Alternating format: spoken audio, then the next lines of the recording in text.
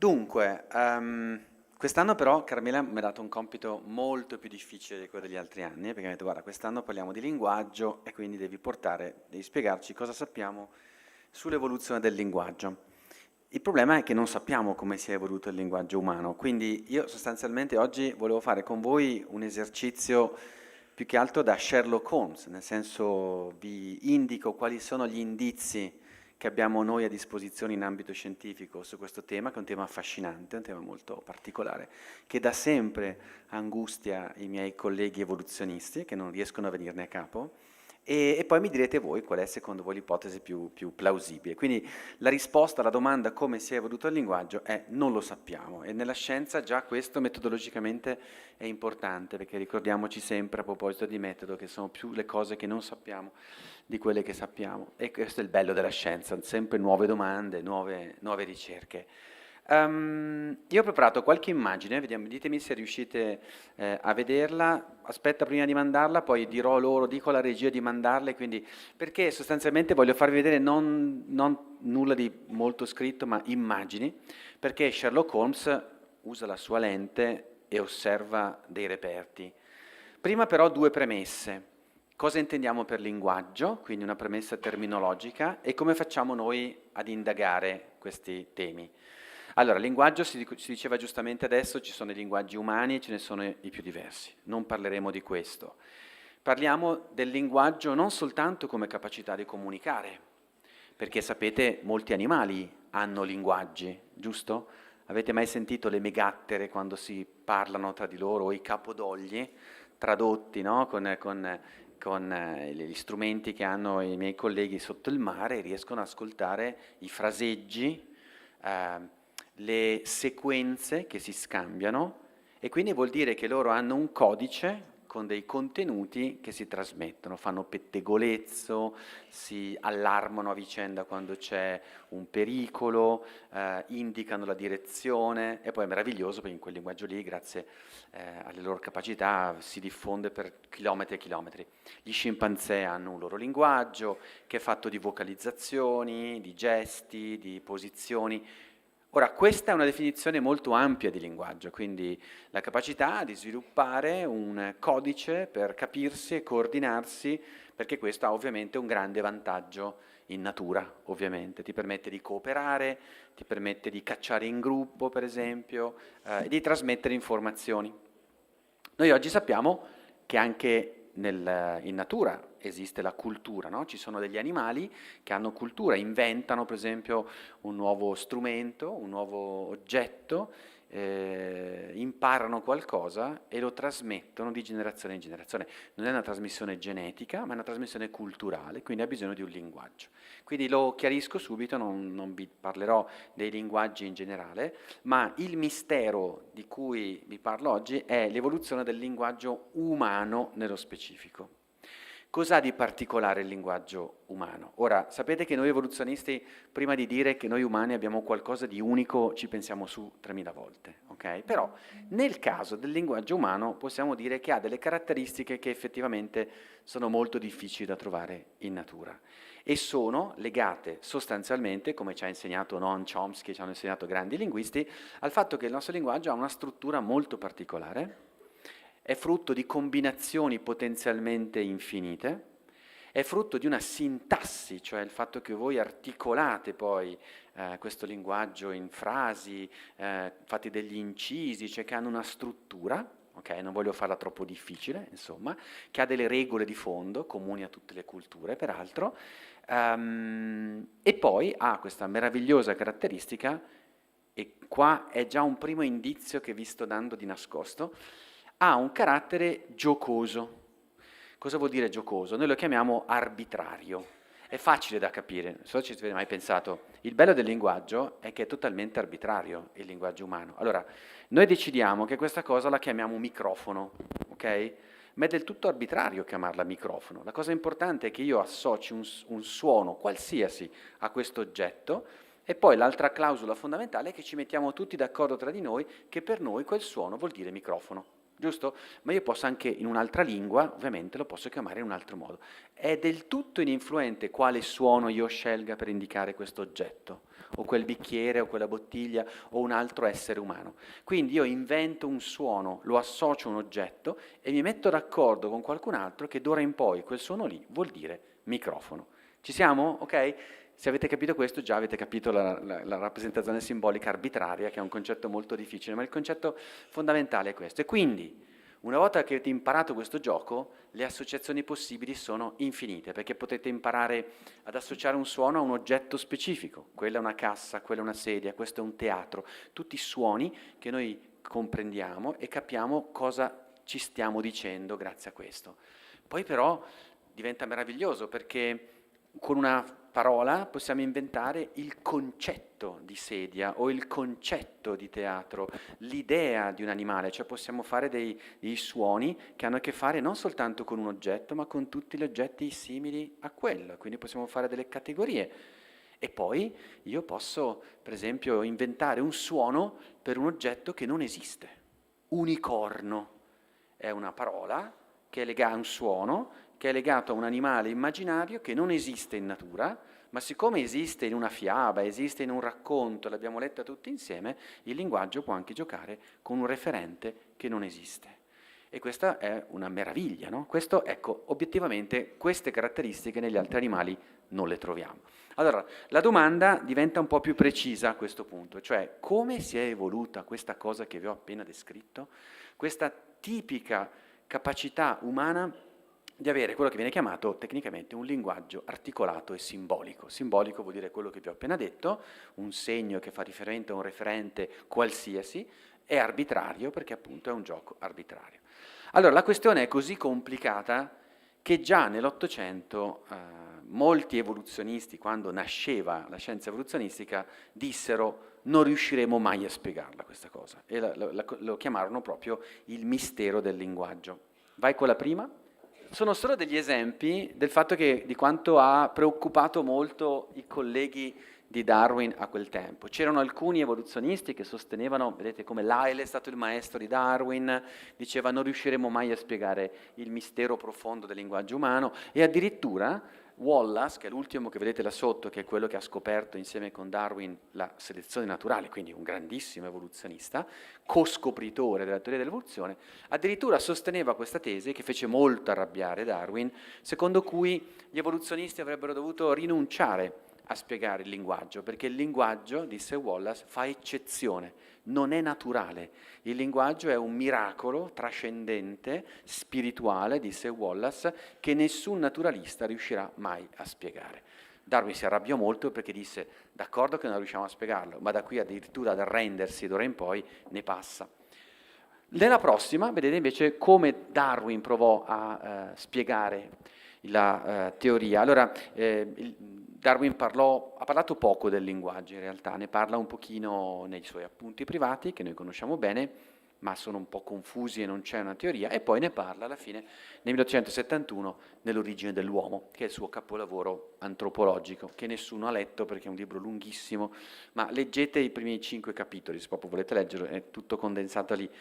Un libro geniale perché lui sostanzialmente non conosceva neanche un fossile umano, aveva pochissimi dati a disposizione, ma con la sua brillante intelligenza capisce tante cose, capisce che la specie umana ha avuto origini in Africa, che i nostri cugini più prossimi sono gli scimpanzé, eccetera, eccetera. E dentro azzarda anche un'ipotesi sull'evoluzione del linguaggio, dove dice sostanzialmente dobbiamo immaginare che il linguaggio sia evoluto gradualmente, che non è un rubicone.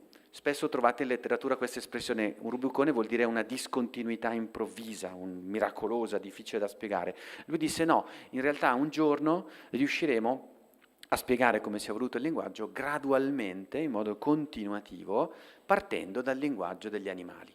Quindi Darwin era convinto che il linguaggio si fosse evoluto in modo graduale, continuo, e che non fosse una questione di qualità del linguaggio umano, ma di quantità, una questione di grado, no? Quindi gli scimpanzé comunicano e poi comunicano con delle vocalizzazioni.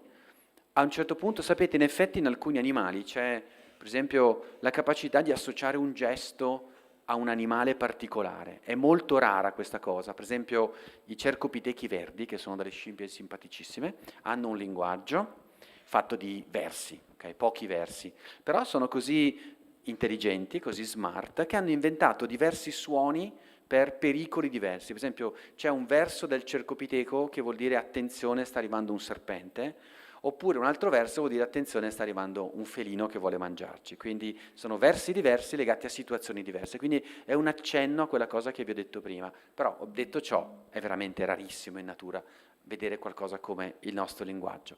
Allora, qual era il problema che aveva Darwin a quel tempo? E che vi assicuro abbiamo risolto molto poco fino adesso, quindi è durato un secolo e mezzo. Cioè, come si è evoluto il linguaggio, con quale ritmo? Cioè il linguaggio è un'evoluzione molto lenta, graduale, o si è evoluto invece molto recentemente soltanto nella nostra specie? Chi aveva il linguaggio tra le specie umane? Oggi non ne parlo perché ne ho parlato altre volte, ma sapete che specie umane ce ne sono state tante, no? È caduto il dogma dell'unicità umana. Fino a 50 millenni fa su questo pianeta abitavano almeno 6 specie umane diverse. C'eravamo noi sapiens, poi i Neanderthal in Europa, qui, i Denisova in Asia, altre 2 specie in Indonesia e un'altra che abbiamo appena scoperto in Africa. 6 specie umane diverse. Quali di queste parlavano? E come facciamo a saperlo? Provate a immaginare la difficoltà che abbiamo noi. Il linguaggio non lascia fossili, giusto? I pensieri non lasciano fossili. Non esiste un fossile che vi possa dire ecco, hanno il linguaggio. È impossibile, giusto? Nel senso, perché il linguaggio è una dimensione astratta, relazionale. Quindi noi dobbiamo sempre usare delle prove indirette e riuscire, provare ad arguire se chi è riuscito a fare quella cosa e quell'oggetto, per farlo doveva avere il linguaggio. Ok? Quindi tra queste 6 specie umane, chi aveva il linguaggio? Qui posso già anticiparvi la risposta, probabilmente ce l'avevano quasi tutte. Okay? Sicuramente Denisova, sicuramente Neanderthal. Come facciamo a essere sicuri dei Neanderthal? Vi faccio un esempio, così cercate così capite anche che il tipo di ragionamento che noi dobbiamo fare. I Neanderthal cacciavano delle prede molto grosse e molto pericolose, mammut lanosi, rinoceronti lanosi. È un esercizio, cacciare quegli animali, estremamente pericoloso, perché è un animale che ti può colpire, ti può ferire e 60.000 anni fa non c'erano gli antibiotici, non c'erano gli anestetici, non c'erano ovviamente i disinfettanti, se ti beccavi una ferita di quel tipo eri morto. Un animale così pericoloso poteva anche far fuori metà del gruppo dei cacciatori, se non cacciavi in modo intelligente. Allora come facevano a cacciare queste bestie così pericolose? 2 modi. Uno, cercavano di spingerle verso dei dirupi, non si avvicinavano mai agli animali, ma cercavano di indirizzare i loro movimenti e per esempio a un certo punto li indirizzavano lungo delle scarpate, delle scogliere, in queste, per esempio nelle vallate fluviali francesi, finché l'animale nel cercare di scappare cadeva giù e cadendo giù da questa scarpata si feriva gravemente, moriva e poi gli davano il colpo di grazia alla base della scogliera. Oppure creavano delle grandi buche nel terreno, poi le coprivano con delle sterpaglie in modo che non si vedesse più la buca e poi convogliavano gli animali lungo quelle direzioni finché uno di questi non finiva dentro, si spezzava una gamba, si faceva male e poi dall'alto gli davano il colpo di grazia. Oppure, attenti, un'altra tecnica che abbiamo scoperto da poco, che poi acquisirà anche Homo sapiens, stavano sempre lontano dall'animale, ma ad un certo punto imparavano a colpirlo da lontano con le lance e lo colpivano in alcune zone precise del corpo, perché l'animale aveva ovviamente una corazza, una pelliccia molto robuste, ma lo colpivano sempre alla base degli arti e sul collo. Perché? Perché erano i luoghi più indifesi dell'animale, quello in cui, colpendolo lì, l'animale cominciava a sanguinare molto. Lo colpivano 5-6 volte così e poi aspettavano. Lo inseguivano, gli stavano sempre dietro, l'animale poverino continuava a perdere sangue per giorni e dopo una settimana, 10 giorni, l'animale stremato, dissanguato, era molto indebolito, cadeva e a quel punto gli saltavano addosso, gli davano il colpo di grazia. Queste erano le tecniche con le quali uccidevano animali molto pericolosi. Ora la domanda è, riuscireste voi a fare una cosa del genere senza il linguaggio? Provate a pensarci. Secondo noi no, è impossibile. Perché è impossibile? Perché un comportamento così cooperativo, articolato, strategico, progettato, non riuscirai mai a farlo se il giorno prima la sera prima davanti al fuoco non ti sei raccontato una storia, cioè se non te lo sei detto quello che farai domani. Quindi perché un'azione di questo tipo possa funzionare, tu devi metterti d'accordo e dire va bene, domani mattina partiamo, siamo in 8, tu fai questo, tu fai quello, poi andiamo lì, poi facciamo questo, poi lo colpiamo, mi raccomando dovete colpirlo qui, qui, poi aspettiamo, lo inseguiamo per giorni, eccetera, eccetera, eccetera. Per fare questo ci vuole il linguaggio, ci vuole una forma articolata di linguaggio, cioè ci vuole un linguaggio come quello che vi ho descritto prima, che vi permette di, altro indizio cruciale, immaginare. Cioè il linguaggio è uno strumento di immaginazione e l'immaginazione è uno strumento potentissimo per sopravvivere, perché se tu hai l'immaginazione puoi condividere con gli altri dei mondi che ancora non esistono, per esempio, puoi condividere il futuro, con una tua storia tu puoi far immaginare a qualcuno quello che succederà domani e allora poi domani lo fate veramente, perché ce l'avete in testa tutte e due, perché vi siete coordinati. Mentre con vocalizzazioni e gesti, infatti gli scimpanzé non sono capaci di fare questo. Lo abbiamo visto tante volte. Gli scimpanzé, per esempio, fanno delle spedizioni punitive contro altri gruppi e a un certo punto vedi che partono i maschi sparati e tutti in fila vanno nel territorio di un gruppo nemico e lo attaccano e uccidono i cuccioli, fanno delle cose tremende. Ma abbiamo visto come funziona. Non c'è nessuna premeditazione, non è che la sera prima gli scimpanzé chiacchierando tra di loro dicono domani attaccheremo l'altro gruppo, no, è qualcosa per cui l'adrenalina cresce, succede qualcosa, c'è l'innesco di un'aggressività, alla fine si coordinano tra di loro con dei gesti, partono e vanno, è qualcosa di istintuale, non è qualcosa di immaginifico.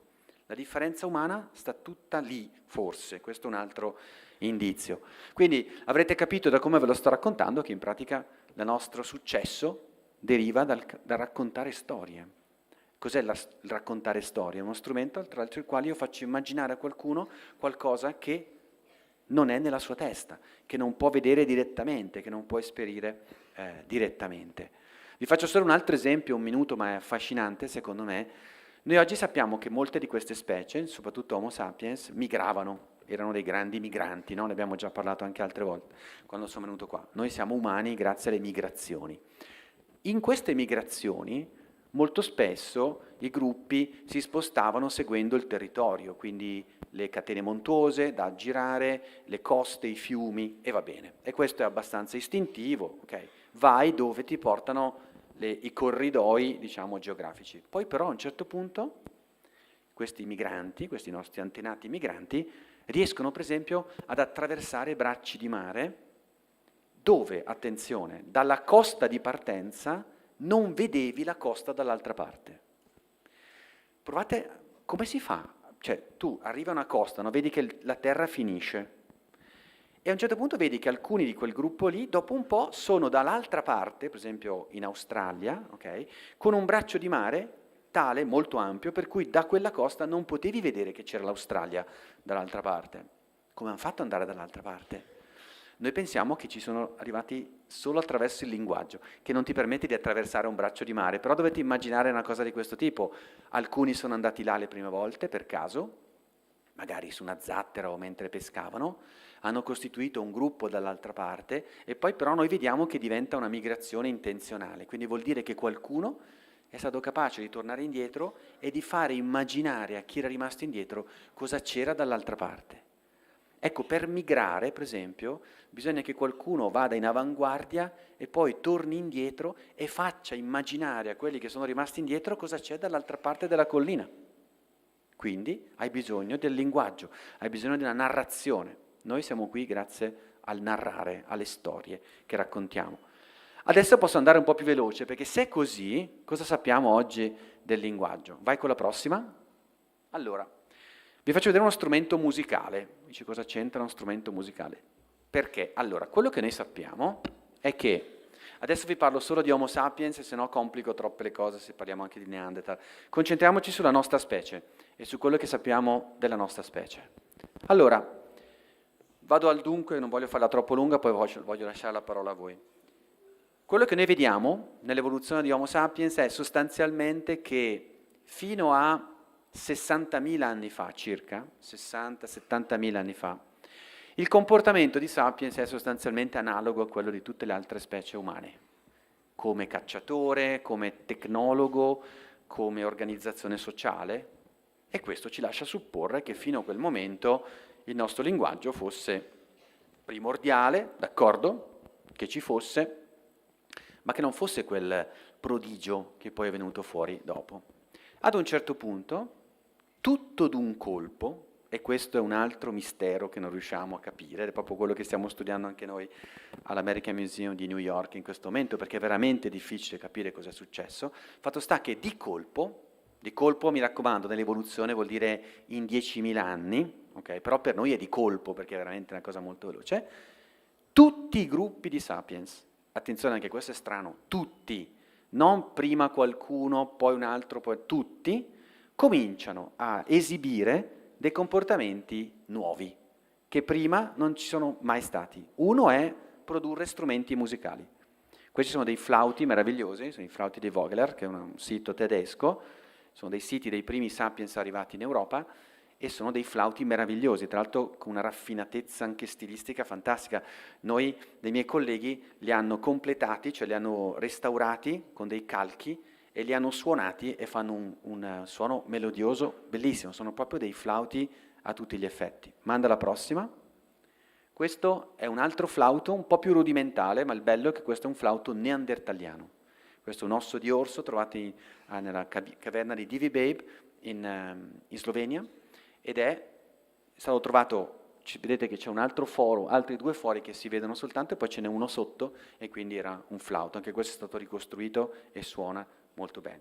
Vai con la prossima. Poi, nello stesso tempo, compaiono placchette come queste, che forse a voi sembrano dire nulla, ma in realtà per noi sono spettacolari. Queste sono di Sapiens, si trova qualcosa di simile anche in Neanderthal, ma molto meno, e sono delle placchette dove sembra che qualcuno, Sapiens come noi, queste sono molto antiche alcune di queste, cioè quella di Blombos risale a 75.000 anni fa, africana, queste sono un po' più recenti, europee, vengono dalla Francia.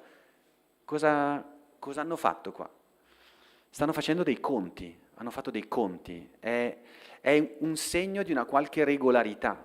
Per esempio, molte di queste placchette hanno segni che sono sempre 7 per 4. Perché 7 per 4? Perché 7 puntini per 4 volte su 4 righe diverse? Oppure 7 7 che poi diventano altri 7 ma diversi, e poi sono tutti collegati tra di loro 7 per 4. Potrebbero essere le fasi lunari?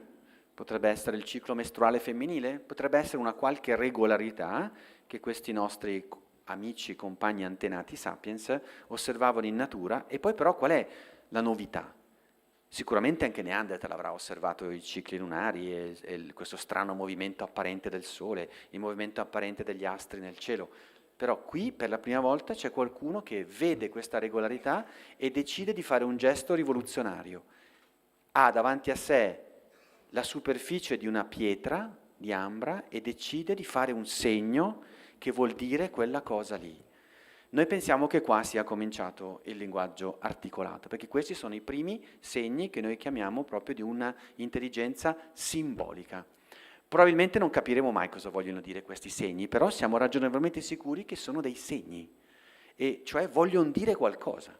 Quindi vuol dire che c'era una comunità che vedeva questa placchetta e capiva cosa c'era scritto, perché l'avevano condiviso tra di loro. Quindi è quello che vi ho detto prima, è qui che comincia quel gioco. Il gioco è: faccio un segno o faccio un verso, noi ci capiamo tra di noi, e questo è il linguaggio. Questo è il linguaggio articolato. Quindi l'ipotesi che oggi è più plausibile, diciamo, è che in questa fase cruciale, che se ci pensate bene è recentissima, perché sono 60.000 anni fa, sono 60 millenni. 60 millenni sono poche migliaia di generazioni umane, quindi vuol dire che noi è da poche migliaia di generazioni che parliamo in realtà con il linguaggio articolato.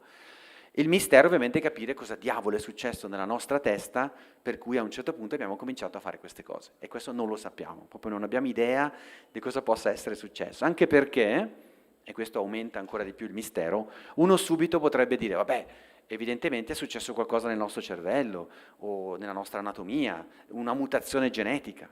Niente, abbiamo cercato dappertutto. Non ci sono mutazioni genetiche, non ci sono cambiamenti anatomici nel cervello, non è che ci è cresciuto improvvisamente il cervello, nessun cambiamento anatomico. I sapiens che non facevano queste cose sono identici biologicamente ai sapiens che facevano queste cose. Quindi come dire, la strada esplicativa biologica non sembra funzionare. Per cui noi pensiamo, ma ripeto, qui siamo proprio nel campo delle ipotesi, che sia successo qualcosa a livello culturale, cioè a livello cognitivo, che non lascia traccia, infatti, non lascia traccia nel calco endocrinico di un fossile o una traccia biologica, genetica, ok? Vai pure, adesso velocemente vi faccio solo vedere un po' di... Questo per esempio è un altro esempio. La pittura rupestre che comincia esattamente qua. Vi faccio l'elenco delle cose che compaiono tutte insieme. Strumenti musicali, ok? Tecnologie molto più sofisticate. Questo è quello che noi chiamiamo il pacchetto modernità, cioè pacchetto perché è arrivato tutte insieme, no? Strumenti musicali, tecnologie molto più sofisticate. Sepolture rituali. Cosa vi fa pensare quando a un certo punto dei nostri antenati fanno una sepoltura rituale? Cioè trovi per esempio una persona, abbiamo trovato una bambina, una sepoltura bellissima in Kenya, molto antica, una bambina coricata in posizione fetale, morta molto giovane, piccolina, la mettono in una fossa, però poi fanno tutta una serie di cose. Sotto le mettono una specie di tappeto vegetale, poi la ricoprono con un sudario, con una specie di tessuto, e sotto la testa le mettono un cuscino e attorno mettono dei suoi oggetti. Questa è una sepoltura rituale a tutti gli effetti, perché non è semplicemente è morto un mio simile e lo depongo lì. No, lo depongo lì e poi faccio tutta una serie di cose, un rituale. Allora, se io faccio una cosa di questo tipo, devo avere per forza il linguaggio. Provate a pensarci. Perché se lo sto facendo, vuol dire che io condivido con i miei compagni di gruppo il fatto che quella bambina non c'è più, innanzitutto, e quindi che poi succederà a me. La proprietà transitiva è un altro elemento di immaginazione non da poco, no? La proprietà transitiva, che è uno slancio infinito, la proprietà transitiva, potete moltiplicarla tutte le volte che volete, no? È fantastica. E poi, se a un certo punto le metto anche vicino, ci sono delle sepolture bellissime a Sungir, no? in Russia, con dei capi villaggio, e ci sono proprio tutti gli oggetti che servono loro per un viaggio. Quindi vuol dire che io sto immaginando che quel mio simile sta facendo un viaggio verso chissà dove, e poi lo faremo anche noi, e quindi gli lascio gli oggetti per quel suo viaggio. Tutto questo è immaginazione, tutto questo è possibile solo perché io nella mia testa immagino dei mondi che non posso sperimentare direttamente, e li condivido con te, e per condividerli con te devo raccontartela sta cosa. Non posso farlo con dei gesti, con delle vocalizzazioni, devo raccontarti una storia, e dobbiamo condividere una storia. Sepolture rituali, oppure pitture rupestri, come queste, che nascono appunto qui, non qui, in questo periodo, perché sappiamo che le pitture rupestri non sono nate in Europa, ma in Africa, probabilmente, poi a Sulawesi e poi in Europa, quindi sono da cambiare tutti i capitoli dei libri di storia, di storia dei bambini a scuola, perché sono caduti un po' di dogmi nel frattempo, un po' di principi su cui eravamo sicuri. Quindi, pitture rupestri è chiaramente un comportamento avanzato, simbolico, anche perché, strano, nelle prime pitture rupestri non è vera quella cosa che ogni tanto gira, che i primi artisti dipingono gli animali che mangiavano per ringraziarli. No, sono una minoranza. Quasi sempre gli animali rappresentati sono animali carismatici, sono animali che fanno paura o che sono molto belli, e sono sempre rappresentati nel loro momento più carismatico, i cavalli che corrono, le mandrie di Uri tutti insieme. Quindi noi pensiamo che quel messaggio lì non fosse ti ringrazio perché ti ho cacciato e mi hai dato da mangiare. Quegli animali non sono buoni da mangiare, sono buoni da pensare, cioè quegli animali sono dei simboli di qualcosa, noi pensiamo oggi, no? Rimandano qualcosa d'altro, forse erano dei santuari, potremmo dire, dell'umanità. Oppure, che è ancora più strano, nelle primissime pitture rupestri compaiono delle chimere, cioè pezzi di animali messi insieme. Questa è una bellissima chimera, la chimera di Lectoure Frère, una delle più antiche, e i primissimi artisti decidono di mettere insieme pezzi di animali diversi, come vedete qua, no? Una civetta, un cervo, le gambe strane, umane, piedi strani. E cosa vuol dire? Perché tu, artista, stai facendo le prime rappresentazioni e mi fai vedere una chimera? Allora, è chiaro che una chimera è una somma di animali, E quindi non è un animale, è una sorta di meta-animale, no? Stai facendo una categorizzazione di livello superiore. Qualcuno pensa, non siamo sicuri, ma potrebbe essere uno stregone, infatti viene chiamato stregone di Electrofair, perché si suppone che i primi stregoni si agghindassero, si vestissero con parti di animali, allora potrebbe essere una rappresentazione dei primi stregoni, però in ogni caso è qualcosa che richiede una condivisione, no? Un'immaginazione simbolica tra chi in questi artisti, no? Tra questi artisti la faceva. Poi tutte queste opere sono circondate da mani in negativo. Perché tutte queste opere, ovunque, in Africa, in Asia, in Europa, ovunque ci sia arte rupestre, vicino ci sono delle mani in negativo, cioè l'artista metteva la mano, poi si riempiva la bocca di pigmento, poi soffiava questo pigmento con una tecnica particolare e rimaneva l'impronta negativa sulla mano della mano sulla parete.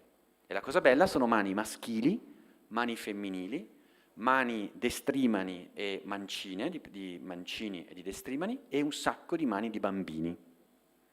Quindi vuol dire che era qualcosa che era condiviso da tutto il gruppo, no? Cioè facevano quest'opera e poi il bambino vedeva il papà o il grande che aveva, l'adulto che aveva fatto, e diceva voglio farlo anch'io sta cosa, anch'io ho la mia mano sulla parete. Quindi non è solo una firma del tipo l'ho fatta io quest'opera, è noi abbiamo fatto quest'opera, il nostro gruppo, e per fare questo ci vuole il linguaggio.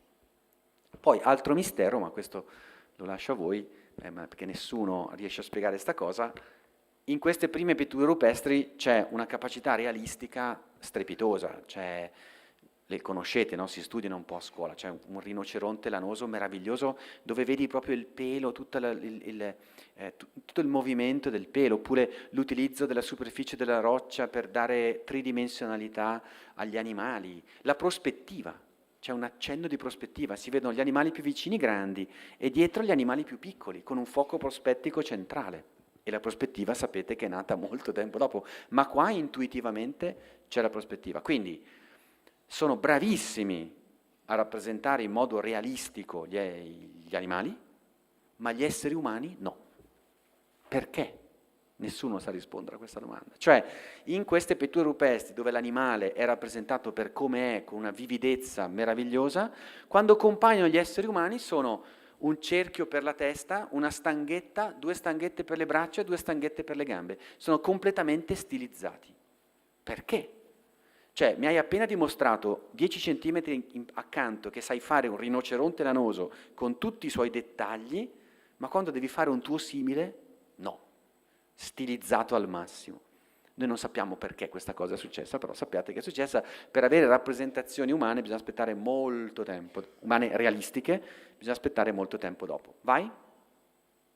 Questo è un sito neandertaliano, ve lo cito soltanto perché è un sito con un significato simbolico in Neanderthal, è la grotta di Brunichel, vicino a Tolosa, e è fantastica perché è 300 metri dentro la montagna e i Neanderthal qui, quindi i nostri cugini neandertaliani, quindi vedete che è una storia plurale questa, non riguarda solo noi, hanno fatto una sorta di luogo simbolico perché non mangiavano lì, quindi non è un luogo dove mangiavano, hanno messo delle stalattiti, delle stalagmiti con delle strutture circolari e quindi arrivavano lì con una luce artificiale, con delle lampade a olio probabilmente, o a grasso di animale, e lì danzavano, cantavano, ballavano, succedeva qualcosa. Quindi altro segno che sicuramente Neanderthal aveva il linguaggio articolato. Vai. Questo è soltanto velocemente, vi ricordo, ma ve l'ho già detto, che se guardate il cespuglio dell'evoluzione umana fino a tempi molto recenti ci sono state molte specie umane, quindi mi raccomando, questa è una grande novità di oggi. Quando raccontiamo queste storie dovete sempre pensare che non sono mai storie al singolare, che non c'è solo Homo sapiens. Homo sapiens ha convissuto con altre specie umane, si è ibridato con loro, noi ci siamo accoppiati con altre specie umane, un po' del loro DNA è finito dentro la nostra linea di discendenza, sia di Neanderthal che di Denisova, e ciascuno di noi porta dentro un retaggio anche di altre forme umane, quindi è sempre bene ricordarlo. Vai? Vai pure, questo ne abbiamo già parlato, è sempre il cespuglio con tutte le caratteristiche. Ecco, questo è soltanto per farvi visualizzare il fatto che poi fuori dall'Africa nasce una nuova specie, che è Homo sapiens, che esce fuori e quando esce fuori dall'Africa porta con sé tutte quelle caratteristiche che vi ho detto prima, questa intelligenza simbolica spiccata con questo linguaggio articolato. Vai? Questa è la mappa complessiva dove vedete tutte le migrazioni umane. Vai? Questa è un'ipotesi, questo è semplicemente un libro che vi consiglio di leggere, è molto bello, è uscito anche in italiano, è Il canto di Neanderthal, si intitola, che vi fa un'ipotesi abbastanza in linea con quello che vi ho detto di comparazione tra le capacità linguistiche di Sapiens e quelle di Neanderthal. Vai? Questa invece è una scoperta recentissima, sulla quale stiamo cercando di discutere adesso, di dibattere, perché prima vi ho detto che non abbiamo trovato delle differenze genetiche tra i sapiens diciamo, linguaggio articolato e i sapiens post. Scherzosamente noi li chiamiamo sapiens 1.0 e sapiens 2.0, okay? I 2.0 sono quelli col linguaggio articolato che vi ho descritto prima, ma abbiamo forse, con molti forse, trovato almeno una differenza genetica tra Sapiens e Neanderthal invece, quindi tra noi come specie e i Neanderthal, che è quella che vedete in questa ricerca bellissima che è stata pubblicata su Science 2 anni fa. Uno degli autori ha poi preso il premio Nobel, che è Svante Pabo, che ha preso il premio Nobel per i suoi studi sull'antropologia molecolare. È una piccola mutazione su questo gene, il TKTL1, che è un gene che fa tante cose, come tutti i geni, ma fra le più importanti è un gene che regola la densità dendritica, quindi la densità, no, del nostro cervello, che è molto importante. E si è scoperto che il Neanderthal non aveva una mutazione che in noi sapiens permette invece una maggiore densità dendritica. Ecco perché forse non avevamo mai visto questa differenza, perché non lascia fossili e non si può vedere nei fossili la densità né l'organizzazione del cervello, ma soltanto la superficie esterna. E sapete come sono riusciti a dimostrare questa cosa? Con una novità sconcertante che pone anche qualche problema etico adesso da discutere, perché per dimostrare questa cosa hanno creato un organoide. Sapete che noi adesso in laboratorio li facciamo anche noi a Biologia a Padova, fare gli organoidi. Non so se sapete cosa sono, gli organoidi sono praticamente degli embrioni di organi, per esempio umani, ottenuti con le cellule staminali, quindi voi riuscite in laboratorio a coltivare e a far crescere dei tessuti appartenenti a un certo organo. Noi facciamo organoidi di rene ormai da diverso tempo, di fegato e anche organoidi cerebrali. Okay? Cosa hanno fatto questi ricercatori? Hanno creato un organoide cerebrale sapiens, cioè nostro, ovviamente, dalle nostre cellule staminali, e poi con una tecnica che si chiama editing genetico hanno neandertalizzato questo organoide sapiens, trasformandolo in Neanderthal. E quindi per la prima volta abbiamo avuto in laboratorio un tessuto cerebrale con dentro una mutazione neandertaliana. E cos'è successo? Che quando è stata introdotta la mutazione neandertaliana, la densità dendritica è diminuita di quasi il 40%. E quindi è stata proprio la dimostrazione che questo gene aveva questa funzione fondamentale. Perché ci inquieta questa cosa? Perché insomma avere in laboratorio un tessuto umano che però poi viene modificato per farlo diventare neandertaliano apre tutta una serie di prospettive, diciamo, che alcuni ritengono un po' inquietanti, però è una ricerca elegantissima questa, perché se ci pensate bene, per la prima volta noi adesso, d'ora in poi, quando scopriamo una mutazione genetica che siamo sicuri che c'era in una specie umana del passato e non c'è in noi, possiamo fare un nostro organoide, mettergliela dentro e vedere l'effetto che fa. Oggi, in laboratorio, capite? Una mutazione di una specie magari di 1 milione di anni fa, la scopri, la metti dentro un organoide e vedi cosa succede. È pazzesco, una cosa che prima era impossibile per noi, infatti è andato su Science, ha fatto molto discutere. Vai? Tra le ultime cose che vi dico, un ulteriore indizio, mettiamola così, sull'evoluzione del linguaggio, lo vedete da questa immagine che a voi così non dirà niente, ma qui vedete una mamma che mantiene un contatto fisico con il suo cucciolo, con il suo bambino. Questo è un comportamento fondamentale, ovviamente, no? Di accudimento, no? Di attaccamento madre-bambino, che sappiamo in molti animali è fondamentale. In scimpanzé la mamma si porta attaccato al pelo lo scimpanzé per molto tempo. E questo apre tutto uno scenario che precede il linguaggio, ma che è importantissimo, tenetelo presente. Non discuteremo di nulla di tutto ciò se noi non fossimo delle specie in cui i bambini crescono molto più lentamente, no? Lo sapete, noi siamo una specie neotenica, cioè in natura non esiste una specie dove i cuccioli nascono così vulnerabili come i nostri e poi rimangono totalmente dipendenti dal gruppo per anni e anni. Questa è una cosa unica nella specie umana. Nei scimpanzé non succede così. E persino, anche questo lo sappiamo grazie alla genetica, persino tra le diverse specie umane, noi sapiens siamo quelli più neotenici di tutti, cioè quelli che allungano l'infanzia e l'adolescenza più a lungo possibile, più di qualsiasi altra specie umana. Non solo, ma noi sapiens in più alcuni caratteri giovanili, tipo una certa gracilità, plasticità cerebrale, le manteniamo per tutta la vita adulta. Okay? Quindi è come se ci fosse stata un'evoluzione progressiva per il rallentamento del processo di sviluppo e per il mantenimento dei caratteri giovanili più a lungo. Questo è un altro indizio molto importante, ve lo dico tra un minuto. Però, cosa è successo di più banale nel genere Homo? Immaginatevi, voi fate nascere dei cuccioli totalmente dipendenti, inermi, il cui cervello, attenzione, cresce per 2/3 dopo la nascita. Anche questa è una cosa unica nell'evoluzione. Non esiste nessun altro animale che fa dei cuccioli il cui cervello si triplica dopo che è nato il cucciolo. Okay? E perché noi facciamo questa cosa? Cioè, perché abbiamo avuto il lusso di potercela permettere, perché altrimenti questo è un adattamento estremamente pericoloso, estremamente costoso. In natura non conviene avere dei cuccioli così deboli per così tanto tempo, soprattutto se sei soggetto a predazione, come lo eravamo noi peraltro in passato. Però noi ce l'abbiamo fatta, grazie all'organizzazione sociale, no? Al fatto che difendevamo i nostri cuccioli. Però c'è un problema aggiuntivo, cerco di farla semplice, in realtà è più complicata di così. Il problema aggiuntivo è che noi siamo diventati bipedi, abbiamo perso la coda e abbiamo perso il pelo.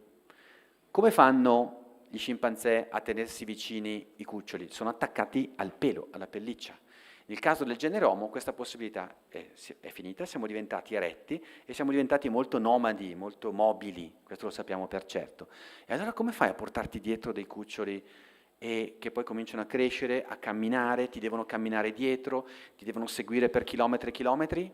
Beh, sapete come? Abbiamo stato confermato di recente da diversi studi, col suono, col linguaggio, con il protolinguaggio in questo caso, cioè anziché il contatto fisico, che poi ha avuto dei surrogati ovviamente, quando poi abbiamo imparato a vestirci, abbiamo imparato a sviluppare altre tecniche per tenerci vicino il cucciolo, ma all'inizio l'unico modo per tenerti vicino ai cuccioli era che cucciolo, che i figli e le madri e i padri e tutto il resto del gruppo avessero dei suoni per riconoscersi, dei vocalizzi articolati che permettessero di capire che il cucciolo doveva rimanere vicino al suo gruppo per difenderlo.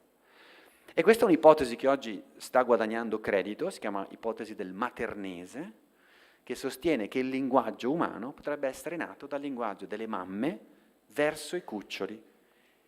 E ci sono diversi indizi, compreso il fatto che molti linguaggi hanno una musicalità, la cui elemento di base è molto vicino alle nenie che le mamme utilizzano ancora oggi. Tra l'altro in molte culture sono molto trasversali, quando iniziano a parlare, tra virgolette, con i loro figli. È il maternese, è una specie di linguaggio musicale. Allora, secondo alcuni, Dean Falk, per esempio, Ian Tattes, grossi studiosi, il maternese potrebbe essere stato l'embrione, il nocciolo di partenza del linguaggio articolato. Perché? Ulteriore punto, poi la smetto. Vi ricordate che prima ho detto che il linguaggio è un gioco? Giusto? Adesso possiamo anche aggiungere un altro elemento importante. Non soltanto il linguaggio è un gioco, ma il linguaggio vi serve per sopravvivere. Perché questa è una cosa un po' scandalosa, no? Cioè, avere questo linguaggio articolato, arbitrario, ti serve per sopravvivere? No, non ti serve per sopravvivere. Per sopravvivere va benissimo il linguaggio nel senso lato che dicevo prima. L'importante è capirsi, coordinarsi, condividere dei codici fondamentali come le megattere, come gli scimpanzé, come le scimmie, come tantissime specie. Quello è il linguaggio come comunicazione. Non serve il linguaggio articolato, arbitrario, che vi ho raccontato prima, che ci ha descritto Chomsky. In questo ha ragione Chomsky quando dice sempre smettetela di cercare una funzione per il linguaggio. Il linguaggio articolato non ha nessuna funzione. Aveva ragione lui. Oggi lo sappiamo, aveva ragione lui. Poi lui aveva torto perché diceva che quindi non si era evoluto per selezione naturale. No, invece si è evoluto, ma in natura non tutto si evolve perché ha una funzione. A volte qualcosa si evolve come effetto collaterale o come sperimentazione. Quindi l'ipotesi oggi è che siano stati, e questa è l'ipotesi che a me piace molto e sulla quale stiamo cercando di lavorare, che il linguaggio articolato, che vi ho descritto prima, sia stato inventato dai bambini, non dagli adulti. Perché gli adulti in quei gruppi in cui dovevano mantenere il contatto con le madri sono quelli impegnati nei compiti per la sopravvivenza. Chi è in un gruppo umano primordiale che può permettersi per anni e anni di giocare? I cuccioli. E quindi questo carattere giocoso del linguaggio, no? Microfono, come si chiama? Non so, mi viene la parola appunto perché non vengono le parole, sedia, teatro, eccetera, diventa un gioco che guarda caso è tipico di un gruppo, come è sempre stato, quindi il linguaggio storico-naturale si dice tipico di una comunità, che è diverso da quello di un'altra comunità, e quindi la diversità linguistica, e non ci si capisce. Perché non ci si capisce? Perché essendo un gioco arbitrario, se questo qui anziché microfono è un altro suono qualsiasi, tu che appartieni a un altro gruppo e che non l'hai creato non potrai mai capirlo. Ci vuole un traduttore, ci vuole una traduzione, qualcuno che li sappia tutte e due, che li impari tutte e due, ci vuole una mediazione. Quindi il linguaggio è un gioco arbitrario e come tale potrebbe essere stato scoperto da coloro che giocano, cioè dai cuccioli. Quindi vedete che la dimensione dell'infanzia, dell'adolescenza, in questo caso ha un ruolo centrale nelle nostre ipotesi e potrebbe essere un modo finalmente per aggirare quel mistero che non riusciamo mai a risolvere, cioè capire a cosa serve il linguaggio. Perché si è sviluppato questo linguaggio articolato, pieno di immaginazione, di narrazione? Non ha avuto una funzione originaria, ha avuto molte però funzioni secondarie, che sono quelle che vi ho descritto prima. Migrare, andare in un'altra terra, cacciare animali pericolosi, eccetera, eccetera. Vai? Questo, vabbè, semplicemente per farvi vedere che un'altra ulteriore prova, se volete, è il fatto che il linguaggio umano non soltanto non serve a niente, ma è stato anche un adattamento molto costoso. Quindi vuol dire che ha avuto poi dei vantaggi collaterali, altrimenti non puoi permettertelo. Per esempio il linguaggio articolato che sto usando io mi espone al soffocamento, perché la trachea e l'esofago sono collegati, che non ha nessun senso nell'evoluzione. E infatti gli altri non ce l'hanno così. Si guardano bene gli altri animali da avere questo difetto strutturale. Com'è possibile che io posso morire perché un pezzo di cibo mi finisce nella trachea? Non esiste, è una disfunzione mostruosa. Ma perché? Perché è un compromesso, noi siamo pieni di compromessi. Se io devo abbassare la laringe e formare le corde vocali che permettono di articolare parola come sto facendo adesso, un effetto collaterale spiacevole è che abbassandosi tutto, trachea e esofago vengono a comunicare. E questo è un costo, perché adesso abbiamo le manovre che ci permettono di salvare, ma andate a guardare quante persone morivano soffocate fino alla fine del Settecento e i primi dell'Ottocento. Era una delle principali cause di morte, il soffocamento, e quindi è un grosso difetto, ok? Vai? Vai qui semplicemente l'anatomia di quello che vi ho appena detto, vai pure. Vado solo a chiudere, vai pure. Questo è il libro che ho dedicato a questo tema dell'imperfezione, vai pure, questa è la parte teorica ma è la stessa cosa, insomma è l'idea di riutilizzo creativo di una struttura già esistente, vai pure, questo è un altro esempio genetico ma vai pure, un altro esempio della stessa cosa, vai pure. Ecco, fermiamoci solo un minuto, questo vale anche per il cervello e questo è importante per il linguaggio. Fu Rita Levi-Montalcini una delle prime a scoprirlo, ma oggi lo sappiamo per certo. Il nostro cervello si è evoluto per leggere e scrivere? Esigenze oggi fondamentali legate al linguaggio? Men che meno, non è assolutamente possibile questo. Il leggere e scrivere sono competenze umane estremamente recenti, cominciate 5-6 millenni fa, quindi dal punto di vista evolutivo niente. In più, ricordiamoci che chi leggeva e scriveva fino a 2 secoli fa era meno del 10% della popolazione. Quindi leggere e scrivere non può essere stata una pressione selettiva per il nostro cervello. Siamo d'accordo? È qualcosa di troppo recente. Però il nostro cervello sa leggere e scrivere. Come diavolo è possibile? Beh, è possibile perché essendo il nostro cervello plastico e imperfetto, com'è che noi leggiamo e scriviamo? Riutilizzando delle strutture cerebrali che prima servivano per tutt'altro. sono delle aree che prima servivano per l'orientamento nello spazio, per l'analisi delle regolarità che tu vedi nello spazio esterno. Questo è il segreto dell'evoluzione, della nostra evoluzione, cioè riutilizzare strutture già esistenti che si sono evolute per le loro ragioni e fargli fare qualcosa di nuovo, di diverso. Per esempio leggere e scrivere. E se allargate adesso la picture, l'immagine, vi rendete conto che tutte le aree, questo è interessante, che noi usiamo quando parliamo, quelle che io sto usando adesso, e anche voi mentre mi ascoltate, perché voi state risuonando con quello che sto dicendo io, a voi vi si attivano i neuroni specchio, che sono gli stessi che si attivano a me quando parlo, ok? Per questo voi mi state capendo adesso. Sono tutte strutture che prima servivano per tutt'altro, che non si sono evolute per il linguaggio. Perché è importante questo? Perché è una riprova indiretta che probabilmente il linguaggio è un'evoluzione recente. Perché se fosse molto più antica dovrebbe essere cablata più profondamente, capite, nel nostro cervello. Invece sembra proprio essere noi diciamo un epifenomeno, cioè qualcosa che abbiamo imparato a fare da poco, appunto, 60.000 anni. Vai? Vai pure, questa è solo una citazione, vai pure, chiudiamo. Quindi aveva ragione Darwin sul fatto che resta un mistero e che forse questo mistero si spiega con la creatività dell'evoluzione quando utilizza qualcosa che già c'è per funzioni nuove. Vai. L'ultima, vai pure. No, questo lascia stare, è una cosa tecnica. Ecco, l'ultima cosa che vi dico è solo per farvi vedere l'ipotesi nostra e poi la chiudo, questa, vabbè, ma ci metto poco. Sostanzialmente, mentre questo è un mio collega bravissimo di Vienna, che è il capo del Dipartimento di Biologia e Scienze Cognitive, invitatelo a Benevento, è bravissimo, si chiama Tecunse Fitch, ed è anche un bravissimo chitarrista, tra l'altro. Dopo le conferenze di solito fa delle canzoni country americane meravigliose, sul creazionisti, è molto divertente, invitatelo. Con Tecunse Fitch e altri, la nostra ipotesi è questa, brevemente, così mi svelo e vi dico anche qual è la nostra idea.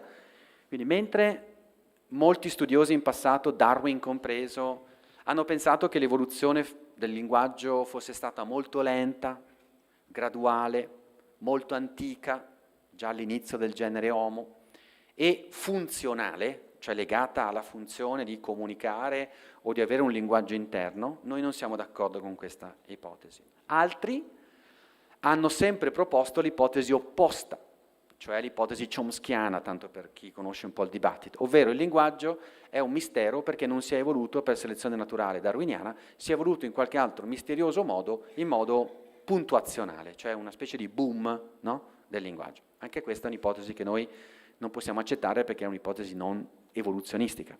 La nostra ipotesi è quella che vedete là sulla destra, cioè il linguaggio probabilmente è non un carattere, ma è un insieme di tratti diversi, è un mosaico, diciamo noi. Voi per parlare dovete usare cervello, aree cognitive, la gola, tutto il tratto vocale, che deve essere lungo alla parte orizzontale all'incirca come la parte verticale. Avete bisogno di le labbra, ovviamente, tutta una serie di strutture che prima si sono evolute per tutt'altre ragioni. E poi sono state ingaggiate, riutilizzate recentemente, solo in Homo sapiens e in Neanderthal per quanto ne sappiamo, ma qui sono pronto ad accettare estensioni quante ne volete, si sono ricombinate in un modo nuovo e hanno dato origine al linguaggio articolato. Alcuni di questi tratti del linguaggio sono molto antichi. Per esempio abbiamo scoperto che l'abbassamento della laringe, questa cosa fondamentale per il linguaggio, è stata inventata da molte altre specie ben prima di noi. È stata inventata per esempio dai cervi e da molti altri erbivori. I cervi usano l'abbassamento della laringe per imbrogliare gli altri maschi e le femmine. I cervi corteggiano le femmine senza farsi vedere dalle femmine perché sono molto lontani. E il loro strumento di corteggiamento è il famoso verso del cervo che forse in montagna avrete sentito in certi momenti della riproduzione. Il cervo imbroglia perché quando un cervo non è molto grande, cosa fa? Abbassa la laringe e fa un verso molto più grave, come se fosse molto più grande. Quindi sta imbrogliando, sta dando il messaggio alla femmina e agli altri maschi di essere molto robusto, quando in realtà non è così tanto robusto. Gli basta abbassare la laringe. L'abbassamento della laringe si è evoluto per selezione sessuale, sostanzialmente. Poi è stato ripreso da molte specie, si è diffuso filogeneticamente e ce l'abbiamo anche noi e l'abbiamo riutilizzato per tutt'altre ragioni. La modulazione della gravità del suono che tu emetti. Questo è un esempio di un tratto del linguaggio molto antico, quindi mammiferi. Uno molto recente pensiamo che sia la sintassi. La sintassi è molto rara, ci sono degli abbozzi di sintassi solo negli uccelli e nelle megattere, quindi uccelli e mammiferi. E pensiamo che siano delle piccole evoluzioni convergenti come quella che abbiamo avuto noi. Quella che abbiamo avuto noi però è unica, come è unica qualsiasi cosa in natura. Quindi adesso voi mettete insieme la laringe, il riutilizzo del cervello, la sintassi e tutti quegli altri aspetti immaginativi che vi ho detto e forse così è venuto fuori il linguaggio umano 60.000 anni fa. È solo un'ipotesi ovviamente, noi la definiamo parsimoniosa semplicemente perché corrisponde abbastanza bene ai dati che abbiamo oggi a disposizione, però se avete ipotesi alternative sono pronto ad accoglierle perché da qui in poi si entra nel campo delle ipotesi, è proprio come Sherlock Holmes quando osserva la scena del delitto e poi formula varie ipotesi finché le scarta tutte e ne rimane una sola. Noi siamo in quella fase in cui ci sono diverse ipotesi e dobbiamo ancora metterle a confronto. Questo è l'esercizio da Sherlock Holmes di quello che non sappiamo del linguaggio umano. E adesso lascio la parola a voi e vi ringrazio.